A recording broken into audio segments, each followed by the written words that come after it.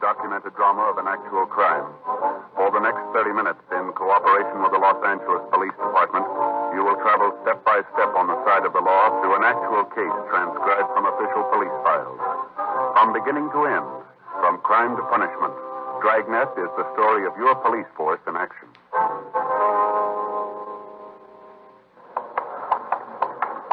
It was Wednesday, October 3rd. It was warm in Los Angeles. We were working the day watch out of Juvenile Division. My partner is Frank Smith. The boss is Captain Stein. My name's Friday.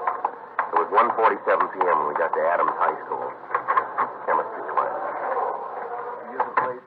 Yes, sir. It's my partner, Frank Smith. My name's Friday. I'm John Lane. This is my class. What little there is left of it. Have you seen Mr. Barlow? Yes, sir. We talked to him when we came in. I think he's in the clinic now. He said you could give us the stories, all right? It was the Lambert boy. He came into class about 5 minutes late. We were just starting the lecture on analysis. I told Douglas to take his seat. He said something I couldn't hear, but he went back to his place, and I went on with the lecture. Mm-hmm. I guess it was about 10 minutes later that the commotion started. The first thing I knew about it, Larry McLean started to yell at Lambert, said something about keeping his mouth closed. Mm-hmm. Then Lambert said something about McLean minding his own business. I started off the platform to quiet things down. By the time I got to Douglas, he'd hit McLean. After that, it's all a little confused. Flying apparatus, chemicals being thrown all over the place, glass breaking. The whole class seemed to explode. Well, were the other members of the class fighting, or was it just the two boys? It seemed like the whole class was fighting. At the time, it seemed like the whole school was in the room, all throwing things. Mm-hmm. Finally, I got the Lambert boy aside, and then the fight seemed to stop. In the meantime, he'd thrown a bottle of sulfuric acid at McLean, burned his face and his chest. The ambulance took him to Georgia Street Receiving Hospital, and a nurse here gave him first aid. Well, do you have any idea what started the argument here? No, I'm not sure. As I got it later, it seems that Douglas made some remark about a young girl working next to him. I didn't hear it, but I gathered that it was a pretty filthy statement. McLean heard it, and that's when he told Douglas to keep his mouth closed. Mm-hmm. Lambert is known as a sort of troublemaker, then, is he? Yes, and it's so hard to understand. Sir? Well, up until just lately, I'd say the last 2 months or so, he was a model student. He had a straight-A average. I wonder if we could see the boy. I guess so. There isn't anything much I can do here. Terrible. It'll be a couple of weeks before I can hold a class in here again. Terrible. Yes, sir. The clinic's down here. Have you any idea what might have caused this change in the Lambert boy? Well, I have my own suspicions, but he's only 15. It's hard to believe. What's that? When he came into class today, I think he was drunk. Oh, why do you say that? I noticed that when he came into the room, he wasn't very steady on his feet. It has to be something like that to make him do this. Then, too, when I grabbed him when they were fighting, I thought I smelled liquor on his... Oh, we go in here. Fine. Here's the boy. Douglas? Yes, sir. These men would like to talk to you. Yes, sir. They're from the police. Mr. Friday and this is Mr. Smith. Hello? How do you do? Sit down, son. Yes, sir. How's Larry? I don't know. They took him to the hospital. If you don't mind, Mr. Friday, I'll check with the nurse, see how badly Larry was hurt. Yes, sir. Go right ahead.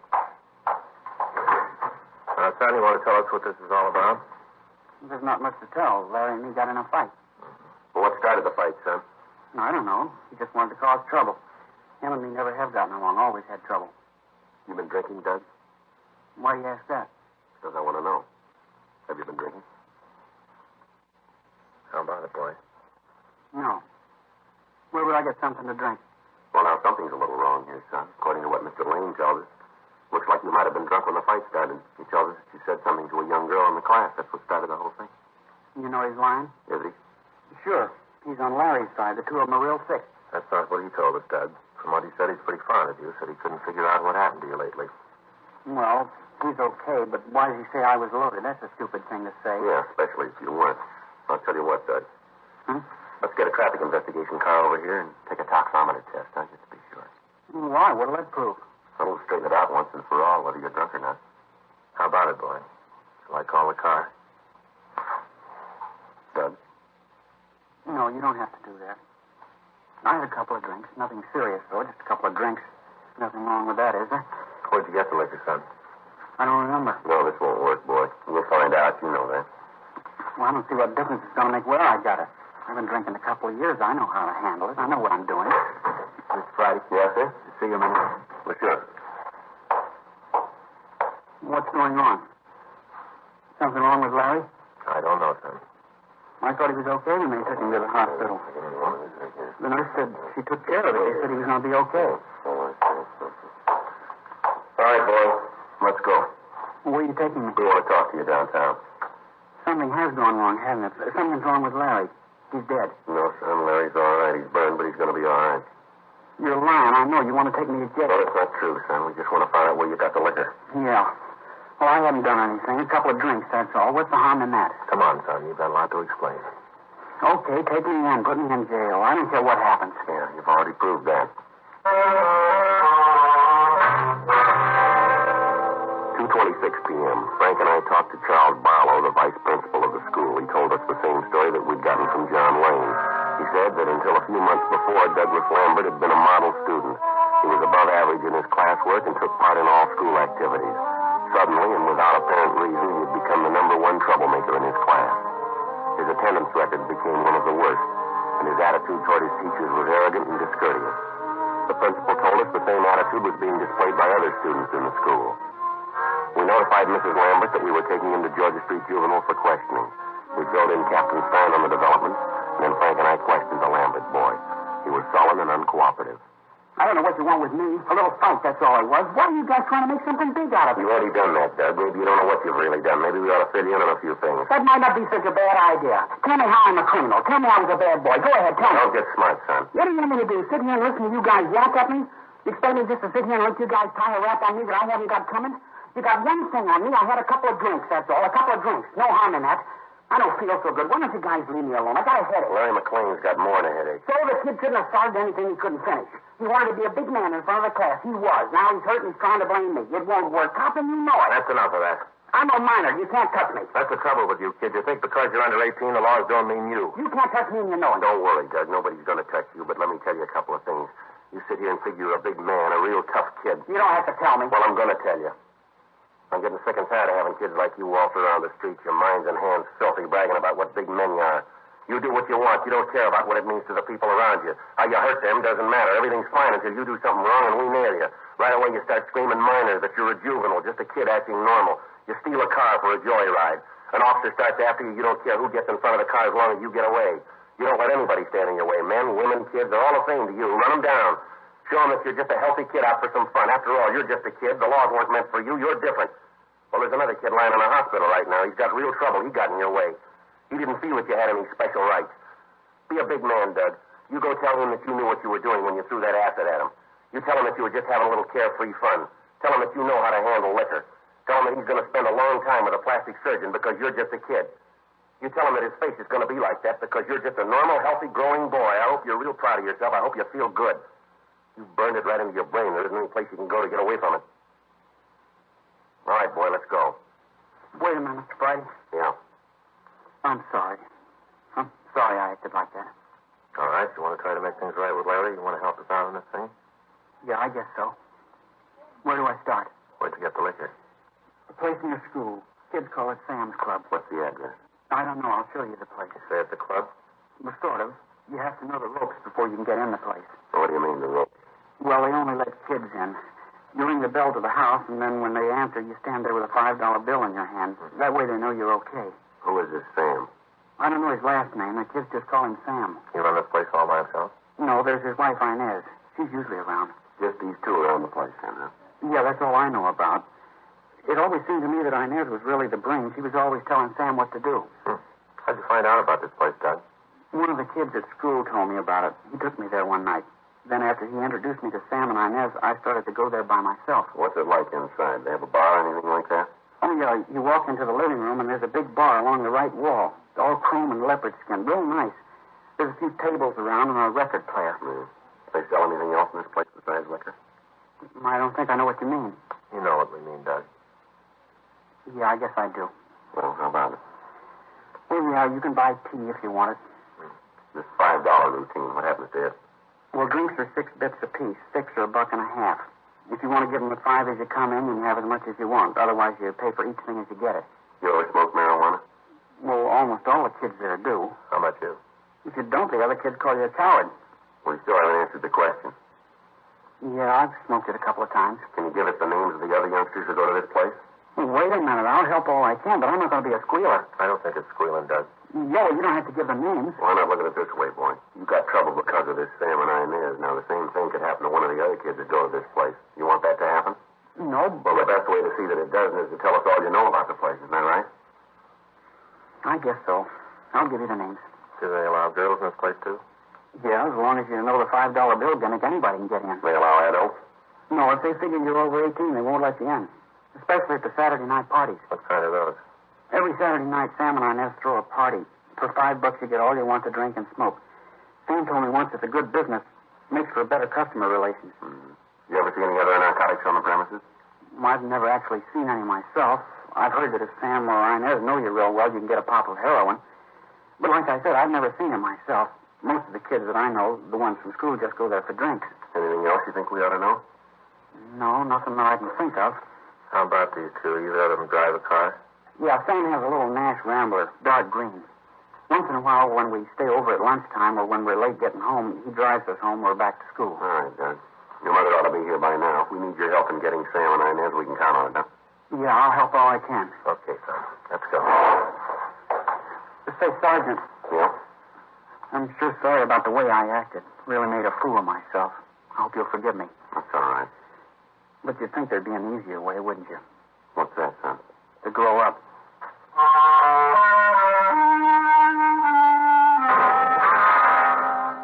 We checked the name Sam and Inez through R&I and came up with a Sam and Inez Bailey. Both of them had long records for contributing to the delinquency of minors. Both had served time in the county jail. Douglas Lambert was shown mugshots of the couple and identified them as the owners and operators of Sam's Club. We checked with Captain Stein about picking them up, and it was agreed that the best way would be to catch them in the act of selling liquor and narcotics to juveniles. We talked to the Lambert boy, and he told us that it was the custom of the Baileys to hold a party every Saturday night. He told us that most of the youngsters who frequented the place would be there at that time. He put in a call to the house, but there was no answer. 6:15 p.m. Frank and I drove out to the place. It was a small cottage in the back of the lot. The landlord occupied the house in front. We rang the bell to the manager's house.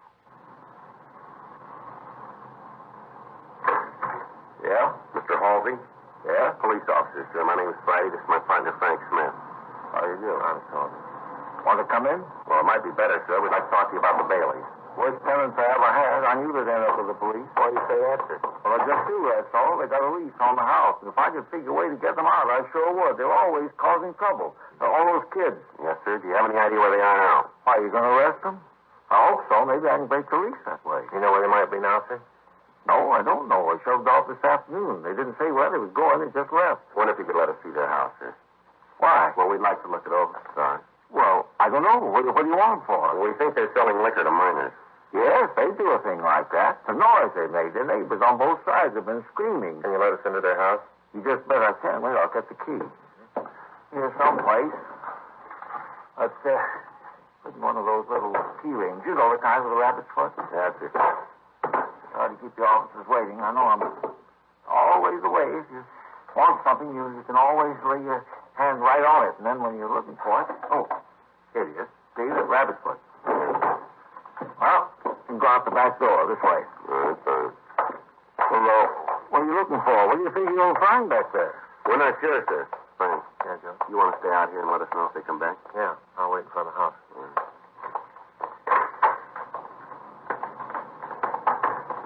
Well, it's funny about them. What's that, sir? Well, when they first moved in, they said they wanted the locks on the door changed. I told them it'd be okay, but they'd have to give me a key to the place.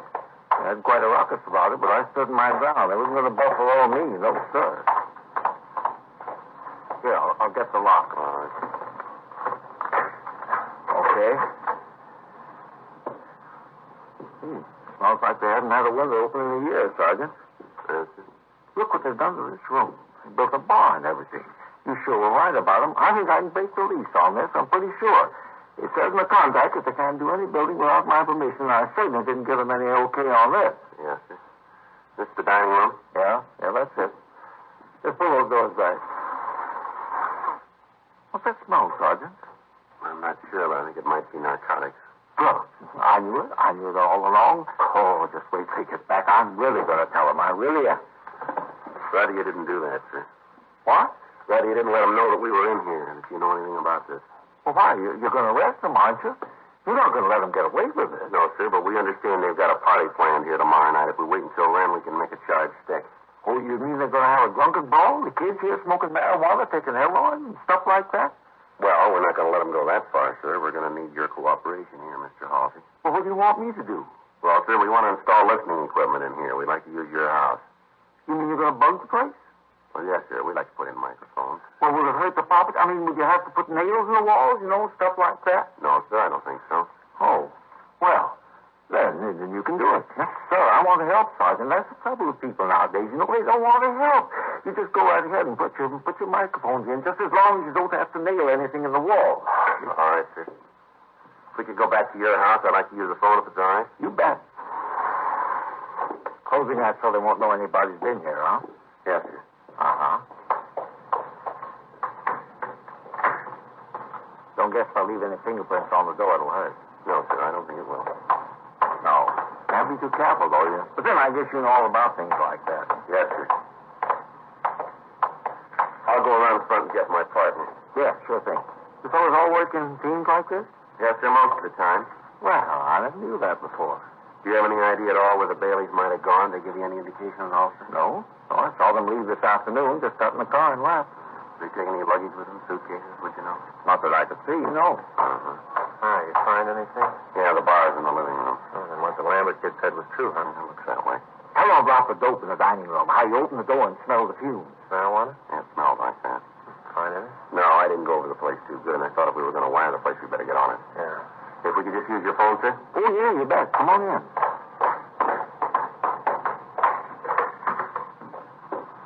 Right there, on the table in the hall. Oh, thank you, sir. There's a toll call, is it? No, sir. Well, so it doesn't make any difference. Just thought I'd ask. Yes, sir. You figure this will get in one of those detective magazines? Well, I don't know, sir. We've got nothing to do with that. Well, of course, I didn't figure that you did, but if it does, I hope they spell my name right. It's S-E-Y. Uh-huh. Yes.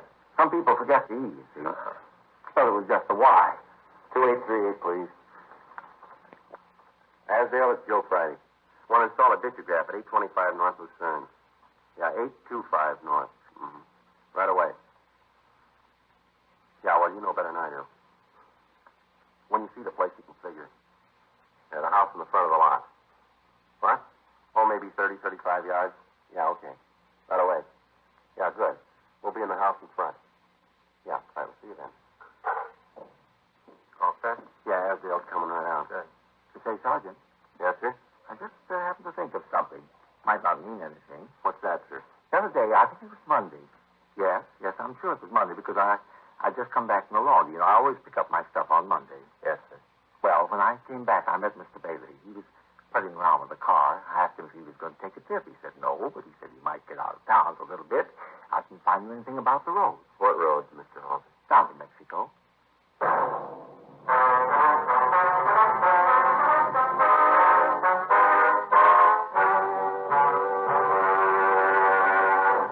You are listening to Dragnet, the authentic story of your police force in action.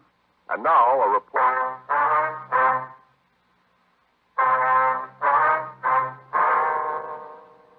The men from the crime lab arrived and installed the listening equipment. A stakeout was placed on the house, but the Baileys failed to return that night.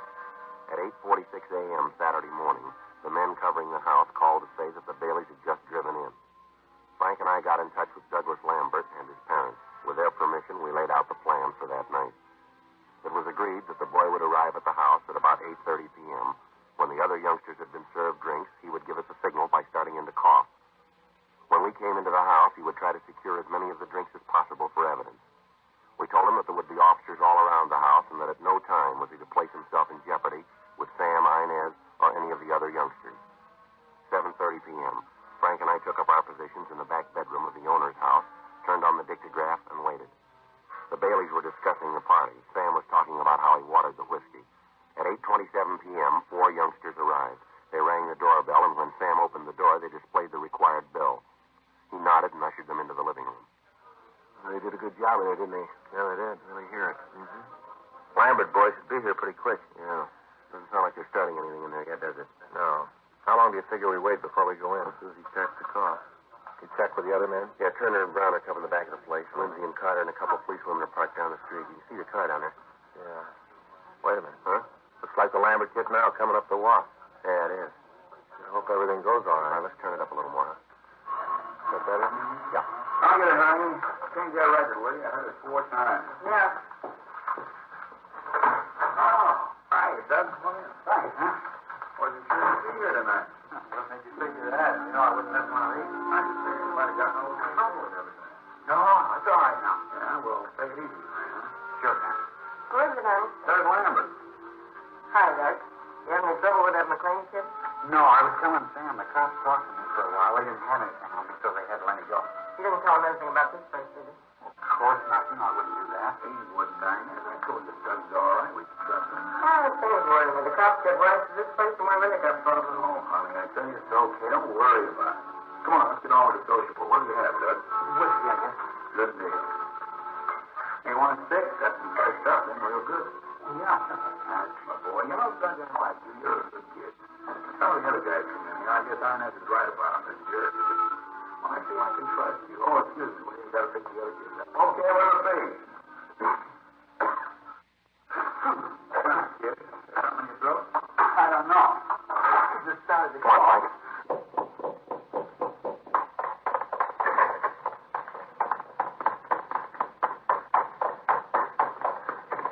Door's locked. Let's hit it.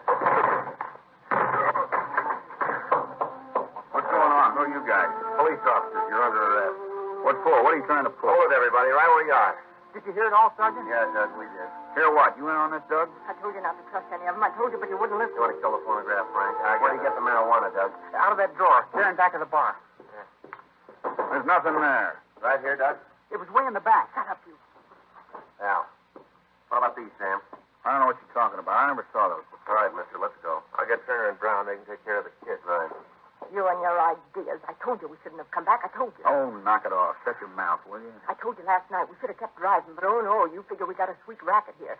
You don't want to change it. It's good, you said. Yeah? How does it look now? Look, I'm telling you, take it easy. All right, let's go, huh? It's the way it is, Sergeant. Try to make a living for a woman, make things nice. The first time something goes wrong, she starts to squawk. Never failed. You're riding high, everything's fine. Him and his living, always trying to build something up, always trying to figure out a way to beat the game. One big deal, one big thing to set him up for good. Yeah, well, I think he made it this time. Let's go. The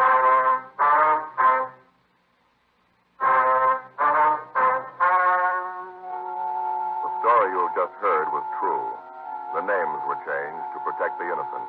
On January 14th, trial was held in Department 89, Superior Court of the State of California, in and for the County of Los Angeles.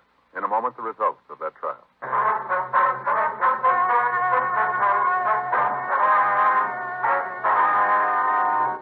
Samuel G. Bailey and Inez R. Bailey were filed on under the Health and Safety Code, Section 11,500, possession and sale of narcotics, and found guilty on 1 count.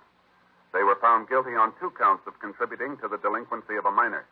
Violation of Section 11,500 of the Health and Safety Code is punishable by imprisonment in the state penitentiary for a period of not more than 5 years or imprisonment in the county jail.